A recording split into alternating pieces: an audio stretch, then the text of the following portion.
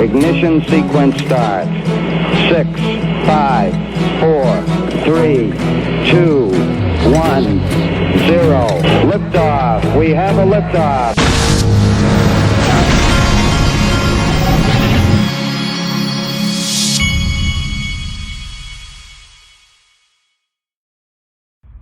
Hey everybody, this is the Digital Asset Investor, and I think you can feel it. I feel it. After that, let me tell you what, I went to bed last night, and after that, after Brad Garlinghouse being at Masari, you can just see the writing on the wall, folks. You can see the writing on the wall. This is going to, I've got a lot of things in this video that are things in addition to what I originally showed you yesterday. I put my video out yesterday right after they had done the thing, so now I've gotten to see things come around and some other clips and different things. But just the overall vibe. Look at XRP right here on CoinPaprika.com, who is one of my sponsors. Right here, in 24 hours, up 7.49%, up pretty much 30% in 7 days. All right, now check this out. This was my thought. It's a question. The XRP bull run of 2022, 2023, is that what we're headed for? Look at this. XRP has surged past 43 cents, pumping over 51% since June, making it one of the top 3 performing cryptocurrencies in the world.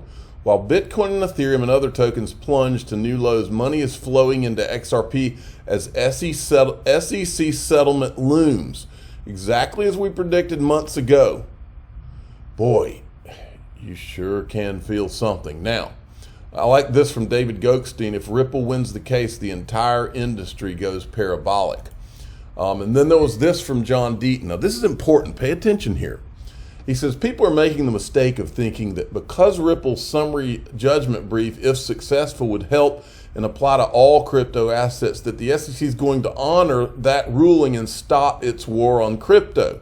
He won't. The SEC will appeal her decision and continue to file. The SEC will argue, 1, the judge was wrong and they expect to win on appeal, and 2, the ruling only applies to XRP and not other cryptos. This is the important part, folks. If XRP is declared a non-security along with Bitcoin, it will now be the only crypto token with absolute regulatory clarity. The only token, folks. The one, right? Imagine that scenario playing out, where you're the only token that has official clarity from the U.S. government. But even over Bitcoin, because really that's just them saying Bitcoin. It hasn't been through a court case or anything. Now, this is important too, folks, because the people at Link2 are telling everyone what's going on with Ripple equity and what in the current environment, what we could be facing. Watch this. Hey, what's going on, Mr. B? How you doing today, sir? Hey, Ray. How are you doing? Just living the Link2 dream. Thank you for asking. I know you're a busy guy running the sales department for Link2, so I'll make this short and sweet. I was hoping you'd be able to share your opinion with the recent developments around Link2 portfolio company, Ripple. It's a great question, Ray. It's an exciting time to be a Ripple investor. It's an exciting time for a lot of people out here. We've got Ripple and the SEC have both filed for summary judgment with Judge Torres. We expect, based on what the lawyers tell us, that between 30 and 90 days, it sounds like from now, we'll probably see a ruling from her. We really hope that the Ripple case ends at this point. A lot of people waited a long time, and we're all ready for this thing to be over. Nick, how do you see this announcement affecting Link2 and our members? It's another great question, Ray. What we're finding is that internally, we're really getting geared up as far as to source Ripple shares, because we don't know when this window is going to close for us. If this case gets settled, if it gets finished in summary judgment, we know that our ability to source Ripple shares is coming to an end. At some point, they're going to just close the window completely. So we want our members to have the ability to get shares should they want to increase their portfolios, or for people that haven't been able to buy shares yet, it's probably time for them to get in. The other challenge is the deals that we already have made that are getting ready to close, they are more expensive. So the cost of Ripple private equity is going up from this point forward. So what we're telling people is, if you want to increase your portfolio, do it now, don't wait. And then the last thing that I would say is, with the value of XRP increasing increasing over the last few days. We've had more and more members using their Uphold wallets to buy Ripple shares using XRP, which is... All right, so and now Link2 is one of my sponsors. Link in the top of the description. Uphold.com is also one of my sponsors. Link is in the top of the description on that. Not only can you buy, not only is Uphold one of the only places you can buy XRP, the Uphold wallet, your Uphold wallet can be linked to your Link2 account, and you can literally buy Ripple equity with your XRP if you want to, or with other digital assets. I've done it, I know. It's awesome. Okay, so make sure you check on those. Now let's get to what's going on. You can feel it, folks. You can feel it. This was from Cowboy Crypto, and I just wanted to show some other things from the conference yesterday that are worthy of note. This is from Cowboy Crypto. Look at the backdrop there. It says, how Brad Garlinghouse made Ripple the industry's unlikely champion. I mean, if this is not these guys, and if you heard Selkish yesterday, you can just feel the vibe. It's like, okay, we're all on the same team now. We're going to put this all behind us, and we're all going to fight Gary Gensler. So this is kind of what my first thought was when I woke up this morning. I think Ripple is Gary Gensler's Pearl Harbor, and he has awakened a sleeping giant that is all of crypto. You can see a united front forming. And then yesterday, this was going around from John Deaton's law firm. Ex-SEC ombudsman Tracy L. McNeil, who left the SEC in April 22, lied to investigators, misled Congress, and didn't log hundreds of entries into the agency's tip program, according to an Inspector General investigations. I wonder if any of those tips were about ETHgate. I will bet you dimes to donuts that ETHgate was more of the tips was 99.9% of the tips going into the SEC, and they've done jack squat about it. Okay, and then there's this, and this is all with that theme of this being Gary's Pearl Harbor, because I think it is. And you know, Mark Phillips, I had seen him do a tweet yesterday that made so much sense. If you study history, I remember one of the most interesting classes I ever had when I went to Auburn. It was the first quarter that they did quarters back then. I don't know if they still do. When I went to Auburn University, I had a history teacher. I'll never forget his name because it was a unique name. His last name was Kicklighter, and he was one of the most entertaining history teachers. And I remember him going over World War II. And Mark Phillips on Twitter yesterday had made a comment about this. And what happened during World War II, which I love all of that stuff. I don't love that there was a World War II. I love watching the movies and the documentaries like Saving Private Ryan and then Band of Brothers. All of that's fascinating to me. But in World War II, Hitler made a crucial mistake because he got too arrogant. And he didn't even listen to his own generals, and he went and attacked Russia, and then and now he's having to deal with Great Britain from one side, Russia from the other, and the Americans coming in. It was a crucial error of really just arrogance, thinking that you're this all powerful and you can take everybody, and that's really how he lost. And Gary Gensler's doing the same thing. He's going after everything. If he was smart. Well, see, the problem Gary's got is that his whole career has been a layup. And he was put at the CFTC and given all this power, and he just did what he wanted, but he was never challenged. This is the first time probably in his life that he's ever really been challenged. And it's only because he's doing the wrong thing and not doing what he's supposed to be doing as the SEC chairman. It wouldn't be happening if he had truth on his side, but he doesn't. And so it's not going to get any better from here till he does the right thing and just does a level playing field. But it might be too late for Gary, because here's Caroline Pham with the CFTC that comes along and decides that she wants to do what's right by the United States of America and American business. So sorry, Gary. And Cowboy Crypto had put out here that Caroline Pham is I didn't know this. She was with Citi. She was managing director, head of market structure, strategic initiatives at Citi. Very interesting. Then yesterday, in the midst of all this, Congress had a lot of the bankers, the CEOs of all the banks in front of them. Listen to this, and Jamie Dimon's sitting right there. So to our newbies, welcome. To our frequent flyers, Mr. Scharf, Moynihan, Diamond, and Ms. Frazier, welcome back. One more punch on the punch card, and I think you get a free cup of coffee.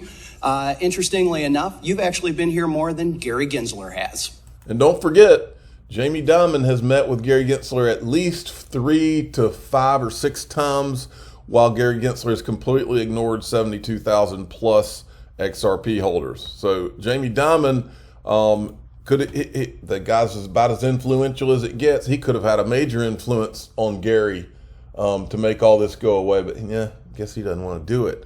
Well, here's Jamie Dimon. You know, he thinks all of crypto is a Ponzi scheme, except for, you know, I went and found this just to find one example. I could probably find a lot of examples, but this is Tyrone Loban, head of blockchain launch and Onyx Digital Assets. In this clip I'm about to play you, Jamie Dimon says that all crypto tokens are Ponzi schemes.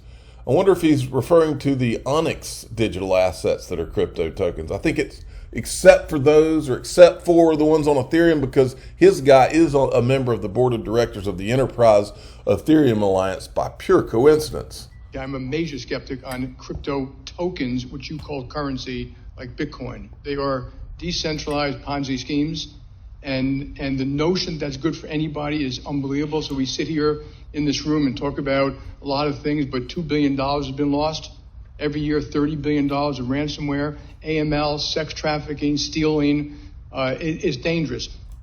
This is the guy whose firm on his watch has been manipulating the metals markets and God knows what else for what? Years, decades, with no repercussions to him individually. Here's another clip from Digital Perspectives from yesterday. I don't want to make this too long, but I do want to play you a couple of these. By XRP who've never heard of Ripple, and that's okay. But to the idea that XRP is a security of Ripple, I just think is nonsense. How should crypto be regulated in the U.S.? Well, by the way, it is regulated in the U.S. Like under whose oversight should some of these assets? Well, so. sit? I mean, there are a bunch of projects here in the room. I'm sure that, look, Ripple's regulated today by FinCEN, we have a BIT license in New York. I'm thinking of the U.S. regulators. Outside the U.S., we have, a bunch of licenses depending on which country. But, Gary Gensler has gone out there and tried to portray, and he uses the word, crypto is the Wild West. For those of us in the industry, it's like, I don't think it's the Wild West at all. I mean, is there volatility? Yes. But, I think the vast majority of people in crypto want to follow the rules of the road. Mm-hmm. They just want to know what the rules are. I'm going to skip through these because I want to get to the fun part. And I played you this video yesterday where Selkus is trying to distance himself from Joseph Lubin. I just wanted to reiterate, don't underestimate this comment. I believe he's distancing himself from Joseph Lubin for a reason. I just wanted to mention that. Then we've got Lark Davis, who's a Bitcoin maxi. This is another one bites the dust, folks. Just a reminder, we should all be rooting for XRP to win their fight against the SEC. So all these Bitcoin, Ethereum maxis, all of a sudden, John Deaton's reminding them, we warned you all this time, and they're all joining in. Okay, we'll take it, folks, because the joint force against the SEC is what's important here. So then they had I thought they were joking during the thing yesterday, but they literally had a dunking pool for Ryan Selkus, and he's running his mouth all the way to the end. Listen to this. Keep trying, the banks will buy it.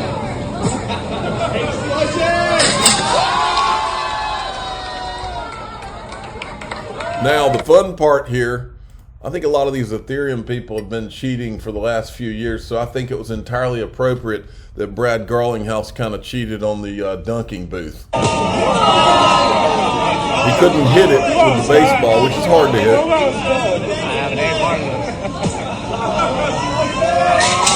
I love it. That right there is a we're even moment, folks.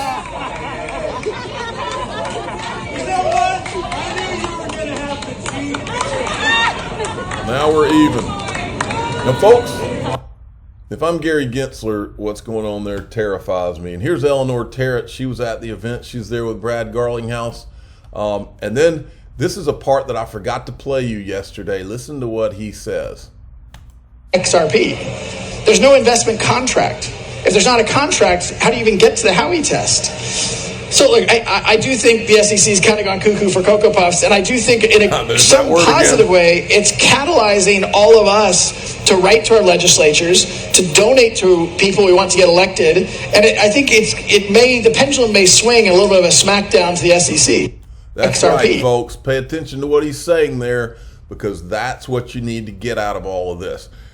Then this is great. Yesterday, he made a comment on stage about how he loves all the library tweets, because the library guy's hardcore. But he says, I don't usually like them because everybody's watching me. Well, after the event yesterday, he finally liked a library tweet. The library people, they do some great tweets. I never like any of them because the SEC's watching. Well, I think Brad was excited in the moment and said, okay, screw it. Then there's this, folks, from XRP Darren. Janet, I have to talk about this SEC Ripple thing. Let's do lunch. This is Janet Yellen on stage, who literally shouts out a Ripple board member. Advisory Committee for being with us today. Thank you, Deb. Former Treasurer Rosie Rios, welcome back to Treasury. All right, and let's see what we have. I was going to finish it off. Yesterday, in the midst of all this, Kraken CEO Jesse Powell is stepping down. A lot of people don't know, but Jesse Powell was with Ripple early on. He's buddies with Roger Ver. He was one of the guys that was there early on. So I'm sure he'll go off and do other things. I'm the digital asset investor. I'm not an investment advisor. This is for entertainment purposes only. Please subscribe, hit the like button, and tell your friends and family that Gary Gensler's Pearl Harbor is upon him.